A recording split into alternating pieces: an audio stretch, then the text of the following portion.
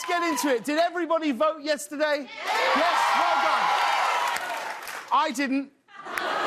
I'm not an American citizen. I can't. So you can't blame any of this on me. No matter what you think of the final results, it was a historic night. It really was. For example, yesterday, more women won their elections and are now going to Congress than ever before in history. Yeah. Really incredible. In response, Republicans were like, this is not what we meant when we said a woman's place is in the House. This is...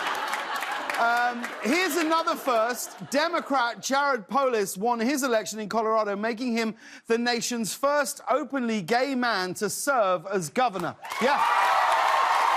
The first gay governor. Finally, an American politician who knows about my Tony Award. Think about this, though. Colorado has legal marijuana, great beer, and now a progressive gay governor. Is it just me, or is Colorado becoming the coolest floor in America's dormitory? And Alexandria Ocasio-Cortez won her election in New York yesterday, making her the youngest woman ever elected to Congress. Yeah. Astonishing. Ocasio-Cortez is just 29 years old. She's done so much with her life. It's hard to believe that she and I are the exact same age.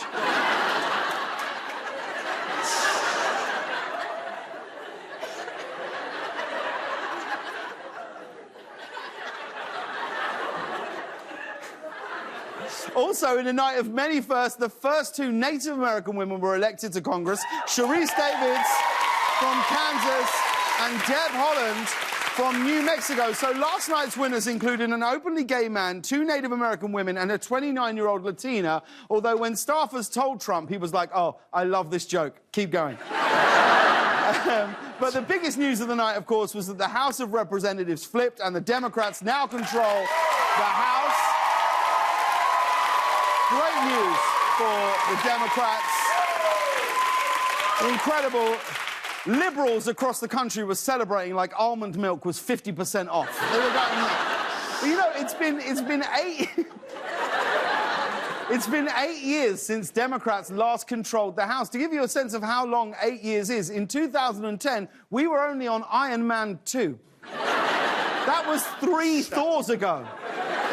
But truly, it was a historic night where some 114 million ballots were cast this year. It was a record for midterm voter turnout, as well as a record for the number of grown adults excited about getting stickers. I get it. You voted. So America had their say last night, and President Trump had his say this morning. He held a rambling 90-minute press conference in the White House to discuss the results of the elections. Trump had kind words of encouragement to Republicans who lost, especially the Republicans who campaigned against him. I'm kidding. He said this. Mike Kaufman. Too bad, Mike. Mia Love gave me no love. And she lost. Too bad. And Barbara Comstock was another one. I mean, I think she could have won that race, but she didn't want to have any embrace. Peter Roscom didn't want the embrace. Eric Paulson didn't want the embrace. It didn't work out too good. I'm not sure that I should be happy or sad. I feel just fine about it. I think somebody's been listening to Ariana's new single, Thank You Next. But seriously, those were some brutal disses. Trump's like the Pusha T of politics. Trump's going person by person and insulting every one of his former colleagues. Is this a press conference or his last day of work at Radio Shack? Like, screw you, Janine. Mike, yeah, it was me who ate your lunch. You know why? Because you're a whiny little bitch.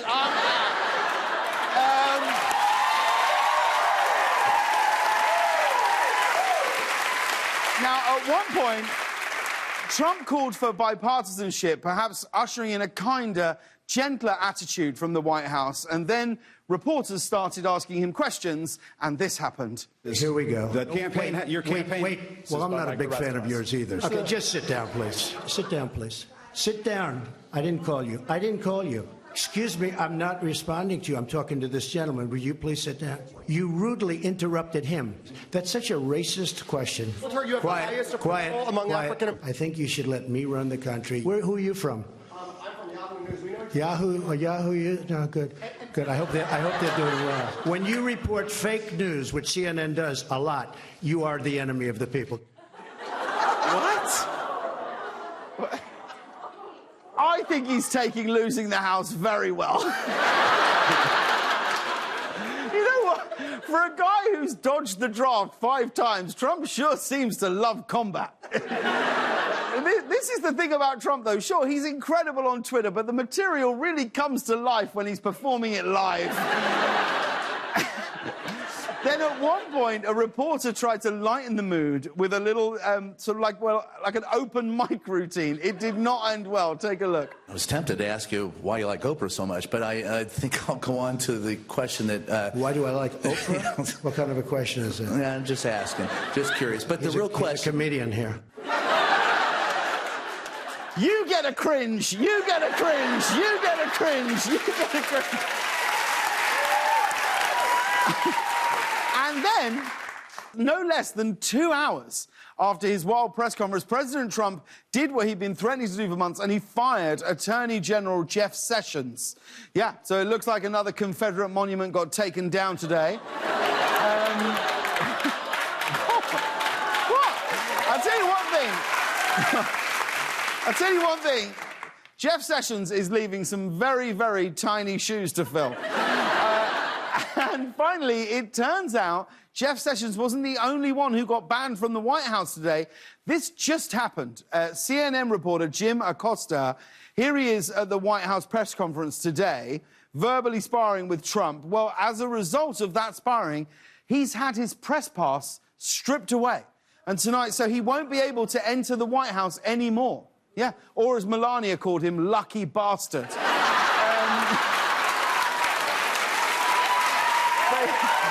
Yeah, he's been banned.